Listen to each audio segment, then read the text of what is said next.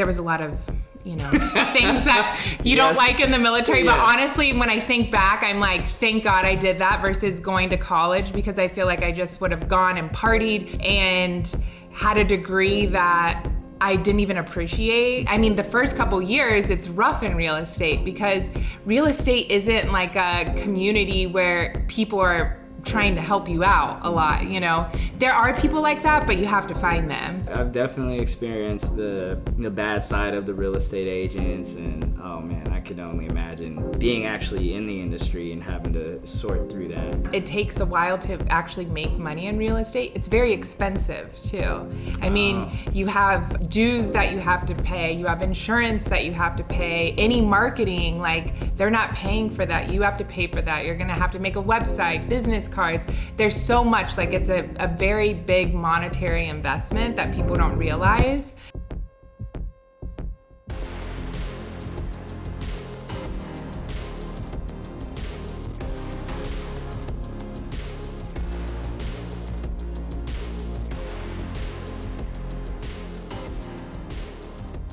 Welcome everybody to the 83K Way podcast. Thank you for joining us again. Today we have Ashley Novak-Shultz?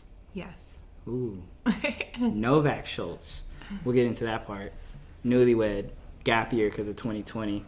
But good friend of mine, Ashley, met her a couple years ago in the Bunker Labs Veteran in Residence program. We both had our startup companies in there and learning the ropes, how we can get everything going. But thank you so much for coming. Thank you for having me. I know it was a pretty heavy traffic drive on the 405, probably. South Bay to Long Beach. Yeah. 15 miles takes like an hour and 15 minutes. Yeah. Pretty much. But yeah, so thank you so much. Go ahead and tell everyone who's listening, just let them know a little bit about yourself, where you're from, what you do, what you're all about, and yeah. So I am Ashley Novak-Shultz. I just got married 2 years ago, so that's the -Schultz right now. I'm a real estate agent in Los Angeles and an Air Force veteran. That's how I met Vic. I'm originally from Ohio, but I am celebrating my 11-year anniversary in Los Angeles. Best decision I ever made. And yeah, that's me in a nutshell. Nice. So the whole purpose of the 83K Way is to kind of talk about the journey, the sacrifices that you've made and your husband has made. Thanks for joining us too. Because what we see a lot of is people who are already successful or influencers or people out there who may be putting out content or putting out messages that are, I've made it, so do what I do. But you don't really get into the nitty gritty of what's happened in between. And so that's what, we like to talk about. So first question would be, where did you start? I'm thinking it was the Air Force. And that's what kind of got you, PCS moves, traveling, and things of that nature. So kind of where did everything start for you? And then was there always a entrepreneurial itch, or what was it? Yes. So I would say I've always been like an entrepreneur, even when I was like a child, even if you're doing lemonade stands, or I used to go like door knocking to sell my babysitting services at like 12 years old, or I was always trying to figure out a way to make money. Right. And I mean, I did a lot of things. From the time I was 16, I always had a job. Like throughout high school, I had 2 jobs sometimes. My senior year, I was like, I already got into college. Like, why do I need to go to school? I'm like, I would rather go and work and make money versus go to school. Like, that's kind of... Oh, I know a lot of people like that. Yeah, like kind of how I was. But also at that time, I was very somehow like money conscious, because when I was going to college, there's like a whole story, and it's a very long story, but my grandpa, I grew up in a family business, so my grandpa was an entrepreneur also, and there was this series of unfortunate events where he lost his 30-year business. Wow. So and that happened when I was 16 years old, and whereas before he would have been able to pay for me to go to college and all of that, and I grew up with a single mom, so she wasn't able to do that. And then I met this guy at the gym, and he told me about the military, and because I went to a college orientation, and I'm like, okay, like I'm gonna have to pay all of this money, plus I'm gonna have to survive in school, like I'm gonna have to eat, I'm gonna like have to pay for gas, do things, and I'm just like, this just doesn't seem what I want to do, and I don't want to take on all this debt. So I ended up joining the Air Force. Best decision I ever made. Active duty.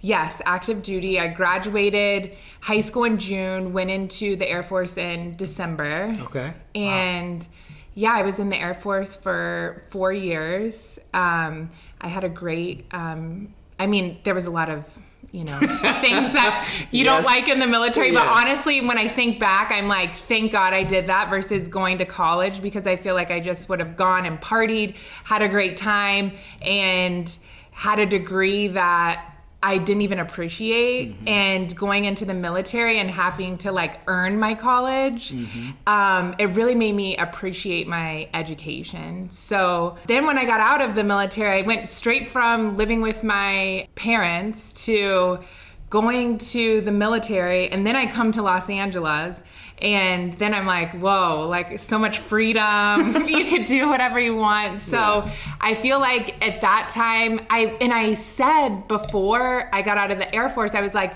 I want to be a real estate agent. Like I envisioned myself, like they were asking me in like your out processing, like, what do you see yourself doing? I'm like, well, I see myself in a Range Rover and I see myself like in this office with this big window, like this white suit, like power suit. And they're like, but what are you doing? And I'm like, I don't know. Like, so, but then I just like I was like, okay, I think I want to be a real estate agent. Like that seems like something I would enjoy doing. And when I moved to Los Angeles, at first it took me about 4 years before I got my license, because there was a lot of, I just kind of wanted to like experience life, have fun, and I just wasn't ready. Yeah. And then once I got my real estate license, I don't think I really like realized everything that real estate entails, as most people don't. No. People think that you're just, you're going to go and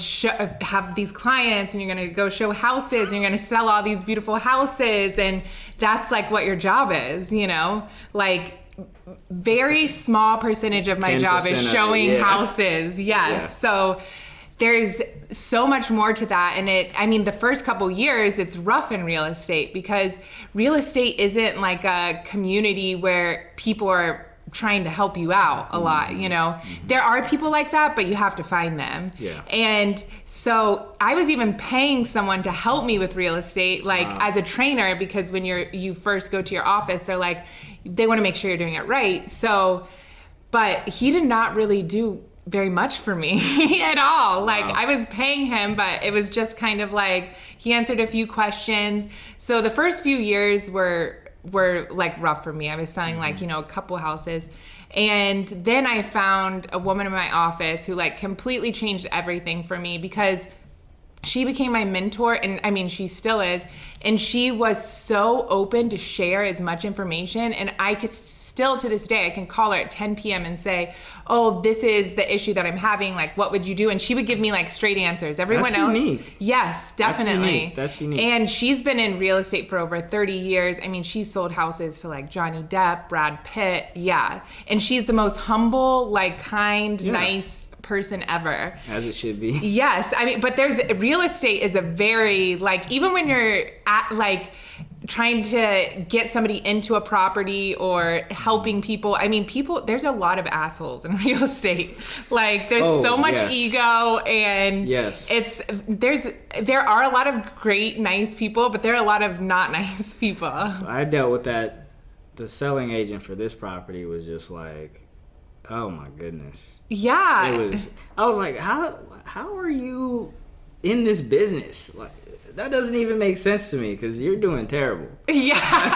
I don't know much about it, but the little I do, you're not doing great at it. Yeah. So yeah, I've definitely experienced the bad side of the real estate agents, and oh man, I could only imagine being actually in the industry and having to sort through that as well. I mean, people are like inconvenienced because I'm trying to show their listing. Mm-hmm. I'm like, wait, like, don't you want to sell this house? Isn't that your job? Yeah. Like, sorry.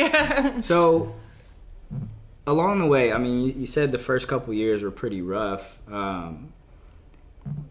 Did you have to make any sacrifices during that time? Like, what could have stopped you along the way that might have, encouraged you to keep going? Yeah, well, I mean, one thing is besides just it takes a while to actually make money in real estate, it's very expensive too. I mean, you have dues that you have to pay, you have insurance that you have to pay, any marketing, like they're not paying for that. You have to pay for that. You're gonna have to make a website, business cards. There's so much, like it's a very big monetary investment that people don't realize. And then also you don't really know what you're doing too. So you're trying to like pay for all this stuff. You're trying to learn what you're doing, and every transaction is different. So it's not like you can go to all the school that you want to, but it's not really like you're going to get into a transaction. There's a lot of people involved, and who knows what could go wrong because every property is different, you know? Right. We don't have like a lot of tract homes where everything's the same, or new construction, like all the houses are different. So yeah, I mean, first off, like I was working 2 jobs the whole time because I mean, I obviously have to pay rent. Like nobody's giving me money. Like, like I don't have just like a huge savings account where I could help myself survive. And honestly, and I met John along the way, and nobody really taught me about like money management and stuff. Oh man. We can have a whole separate conversation about how money management is just not taught. But not at all. And so even like if you're making a decent amount of money, if you don't like do the right things with your money, or you just like live outside of your means, which is very easy to do in Los Angeles, because everybody wants to go out to dinner and drinks and everything else, and you're paying for like $16 drinks, and you have like, it just like adds up. So I got into like a ton of debt. So I had like $40,000 of debt, and like, and I had good credit though. So what I did, like, I would just be like, this is very personal. Yeah, that's fine. I would transfer all my debt like from one credit card to another, like the balance transfer, 0% interest for so long. But I just like kept transferring these over. But like, I was like, I need to pay off this debt. Like, and John is very good with money. He is like, no debt, like very like frugal. Like before he buys like a pair of sweatpants, he's probably gonna go back to the store 3 times. Like $30 sweatpants, and I'm just like, I don't comprehend this. Like at this time of my life, I'm like, just buy all the pairs, and if you want, you can return them, later, I don't want to make the trips, but John like really taught me, saving money, not having debt. And we were on a mission to buy a house. So that was, we really wanted to pay off the debt. And we actually, I mean, this isn't exactly legal, but, we had we were renting a place, and this is like kind of when Airbnb was becoming big, but to save up money, we rented a room out in our place in Brentwood, and it pretty much paid for all of our rent. That's crazy. So because we could rent it for like $80 to $100 a night, our rent was $3,300. So we did that so we could save money to buy a house, Hey. And so that was like the money portion. The real estate portion, I just really started investing in myself and trying to learn. I figured out that nobody's really going to tell me what to do or how to do it. So I started going to like a bunch of events and seminars and just trying to learn like how I could create value for my clients, because there's a million real estate agents out there. So I just like started educating myself, and then I became like really into like manifesting and visualizing, and I just did my dream board. Awesome. Redid my dream board. Yes. So I was working on myself, trying to educate myself, but also like trying to figure out the money portion. And when I started doing like open houses and really like diving into my network and calling like expired listings and really being consistent. And then that's when we started to see like the results. Okay. And I remember this. There's like a couple of things that I really manifested. I said I'm going to buy a house, and I had no idea because I was like $40,000 in debt. And I'm like, how in the world am I going to buy a house? And you have to save for a down payment. But in this year, I said I'm going to buy a house. I paid off all my debt, and we were able to save money and buy a house like the next year. And then I wanted that's a lot of saving. Yeah. So we talked a little bit about kind of like your journey up until this point. But what I did want to ask is, was there ever a time where you wanted to quit and do something else? Did any issues come up? I actually still have that now. You know, I mean, being in real estate is a tough business. You know, you have there's so many highs and lows, but there's like you get rejected a lot, and sometimes it's just like tough. You know, you're like, God, I'm such a loser. You know, like I'm like, oh my gosh, like I can't believe this happened, or I've followed up with this person for like 2 years and then they just like listed with someone else. Wow. Or like I mean, there's just so many different scenarios where you're just like, I don't know if I can do this. I'm like, maybe I'll do like pharmaceutical sales. Like I always, but then other days, then it's like, you know, you have your good days. So then I'm like, oh, I love real estate, because you do have like flexibility to make your own schedule. And it is, the more you put into it, the more you get out of it. So like, True. I don't know if I can go back to like working for someone else. Oh yeah. Because it's been so long since I have. So, and I'm like, even on like a bad month or a bad year in real estate, it's way better than anything when I was working for someone else. That's a big statement. Yeah, it really is. And I don't have to invest nearly as much time, you know? Yeah. So like going somewhere from like 9 to 5 every day, like I just couldn't imagine doing that again.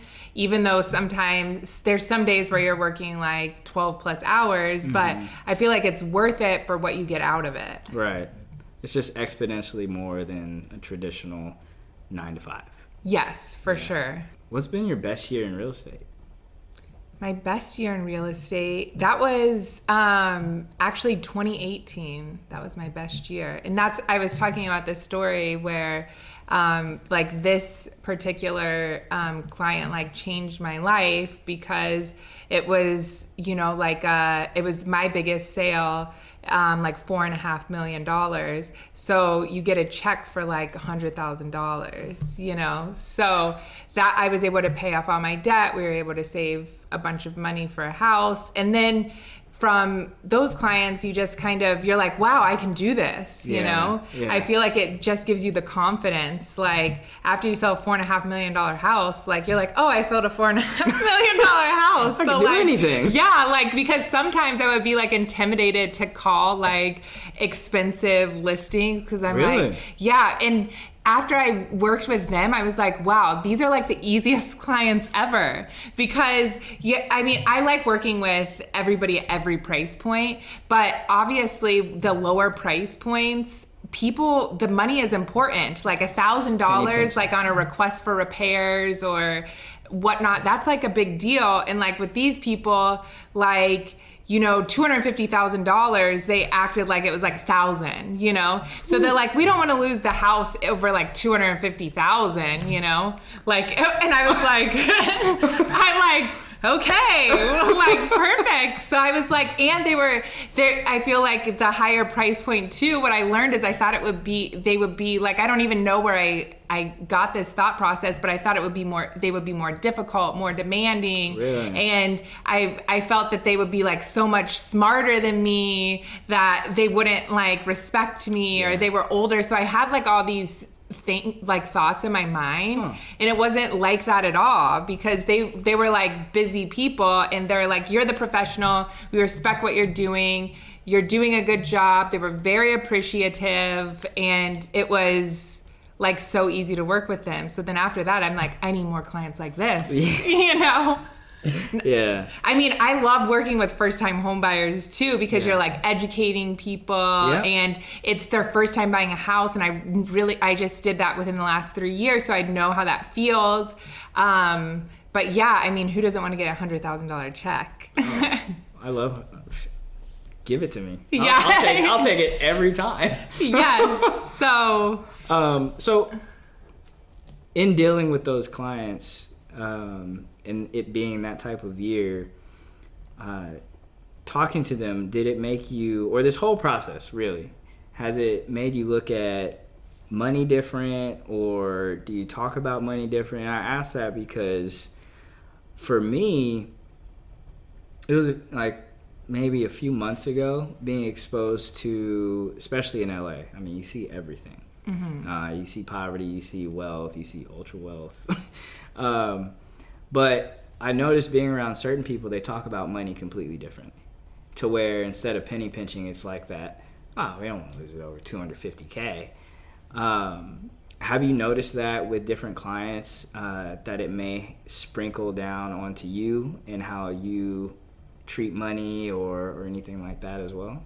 Yeah, I mean, I'm from Ohio, like I mean, homes there, you could build like a new beautiful home for like $500,000, and this is like huge and grand. Mansion. Yeah, exactly. So I think there's just like always a part of me where I'm just like still in awe of everything that's out here in Los Angeles, but I'm like, when I meet these people and they're like so normal and humble, I'm like, it's all like possible, So I'm like, these people, there's nothing like, because they're all like, most of the people that I've worked with, that couple, they were from Ohio too. Oh, wow. Yeah, and they like worked their way up. Like another client that I'm working with now, which is also like their budget is like $10 million.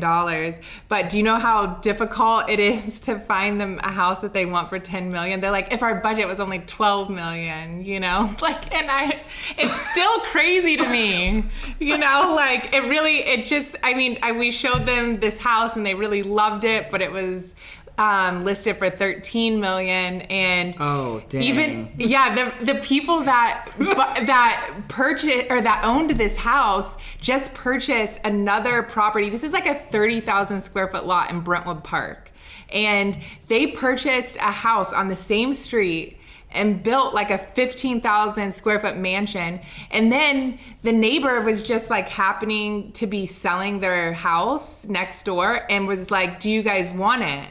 Like the lot next door. And they were like, yeah, sure. So now they're like 70 years old. So they're going to have a 60,000 square foot lot in Brentwood Park. And I was just like casually talking to the real estate agent, and I was like, wow, like, why do they need 60,000 square feet? Like, because that seems crazy to me, And he was like, well, when their family comes to visit, and I'm just like, gosh. I mean, he was like, why wouldn't they? Like, it was just like a totally different reality. So I'm like, I have to like sometimes keep these thoughts to myself when, I'm like out and about. But the clients that I'm working with, they're very like humble, like people, but that's important though. Yeah, for sure. That's crazy. I can't imagine. I know. I'm always like, what do these people do for work? And, well, I mean, this guy, he had a healthcare company that he sold to Blue Cross Blue Shield. Oh. So, in like 2005 for like 150 million. So, yeah. I need to do that. I know, right? I know. Still working on my tech company. Yes, for sure. So, I mean, it's just like always amazing to meet all these people and see it. But I think for me, I'm just like, wow, like it's very possible. Yeah. You know, it's not like out of the realm of possibilities. Okay. Yeah, I completely agree because I think everything's there for the taking. Yes, that's for just sure. How I treat it. I'm just like, but until mode. Like you like see it in real life, you don't think it's like real. I don't know. That's why I like being here in LA. I mean, it has its high points and its low points, but it's enticing and like you see it all the time. You can just drive around and you'll see like somebody driving this car, or you see these homes, or you'll see like whatever it might be. But it's encouraging. Yes. And there's some places that you can go and you don't really see any of that. Yeah. So if you don't, like you said, if you don't see it, then how are you going to strive for it? I mean, you can hop on the internet, but like seeing that stuff in real life, I mean. Yeah, and meeting people and hearing their stories, you know? Like a lot of people you talk to, they came from like small towns and other places too. Like I feel like most of the like millionaires that I've met in life, they've actually like built it for themselves, you know, because I feel like I'm kind of attracted to those types of people versus like people who inherited it, right? You know, because it's just like a like-minded, and I mean, it's just like so interesting. And I agree. Yeah, LA just has so much opportunity. That's it. Everyone's like, it's so expensive there. And I'm like, yeah, there's a reason. We have great weather all the time. There's so much opportunity. You can do whatever you want. There's so many like-minded people. It's just the best. Yeah, people talk a lot of stuff on LA.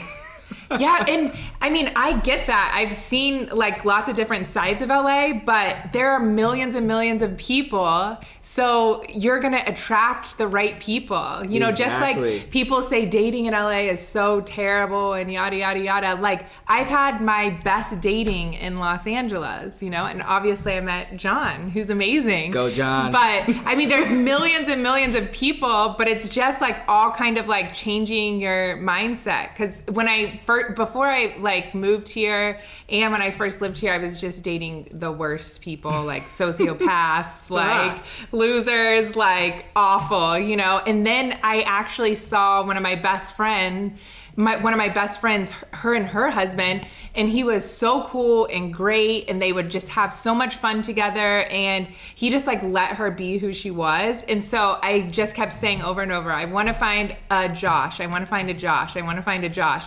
And then I manifested John. I did. Like, he's so much like Josh, but like a better fit for me. Yeah, you know? I like that. Oof, I've been manifesting my fiance for years. Yeah, you really have to like think of what you want and like really believe it. Mm-hmm. Yep. So when I met you, you had a startup. Yes. And I wanted to ask if you weren't in real estate, or if you were pivoting from real estate or adding to your real estate empire, do you have any other ideas or anything that you would work on? Like what other? So, you know, I love interior design too. So that complements the real estate. I know, yeah. I really love interior design, and I like being creative. So I feel like that would be something that I would enjoy doing as well. But I think my ultimate goal would be to invest in real estate and have that work for me. And that's being in real estate, when you see how much money people make in real estate and how little they bought the property for, you're just like, I just need to do this, you know?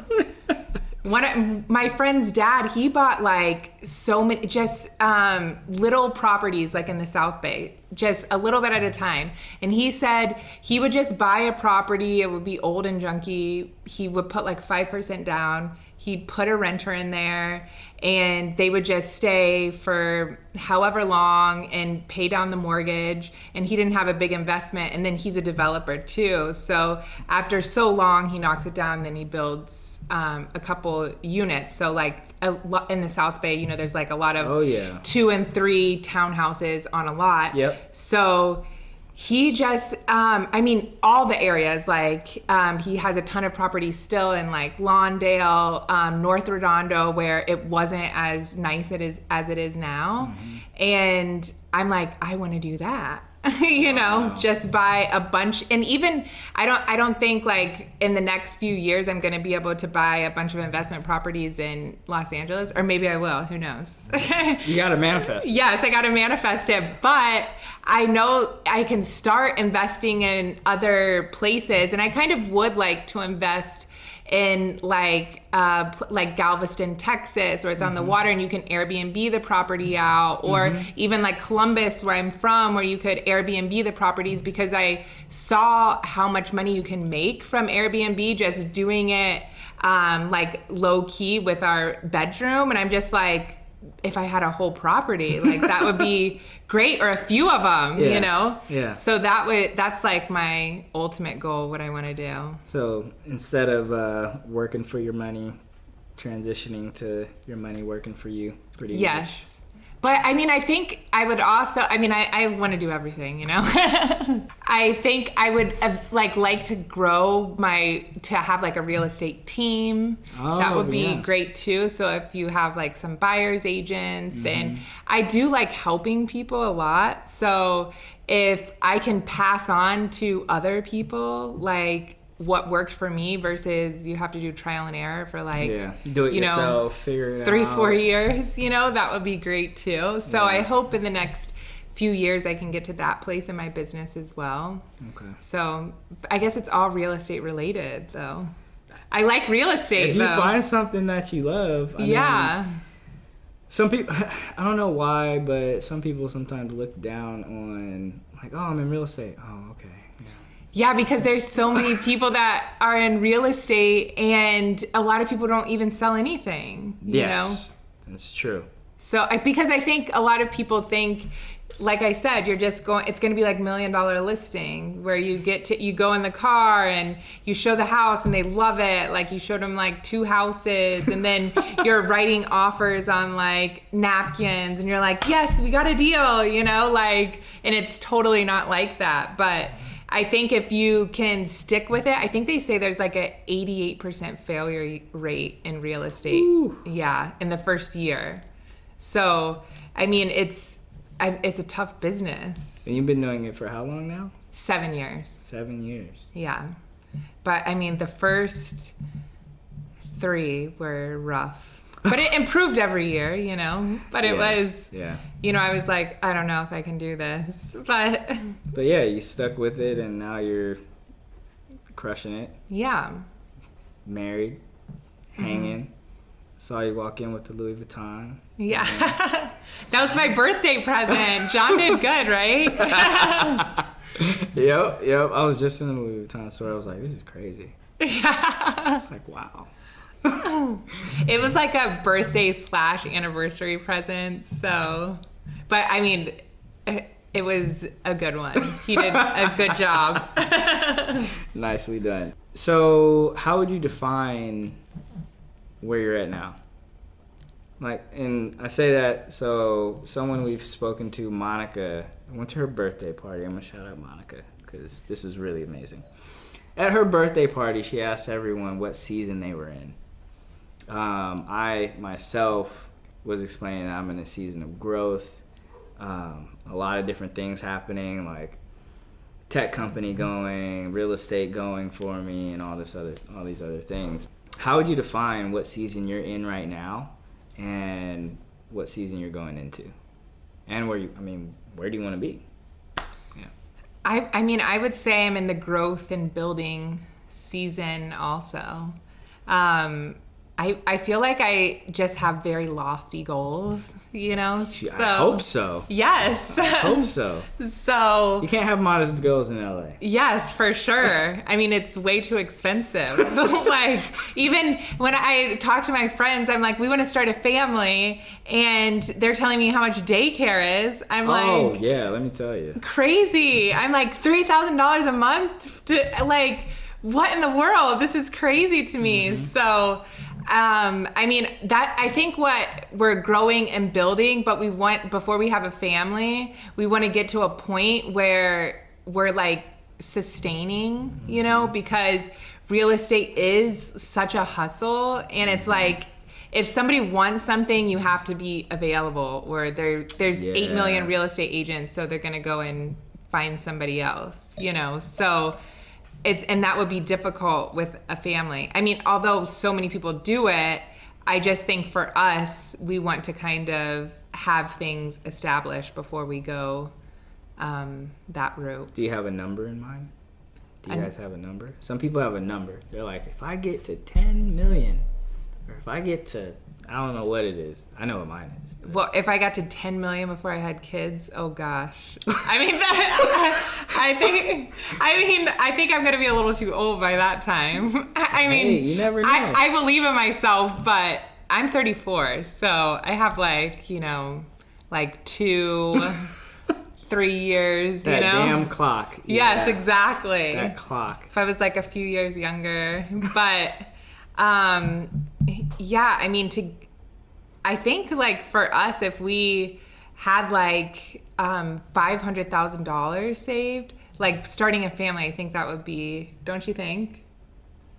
You don't know?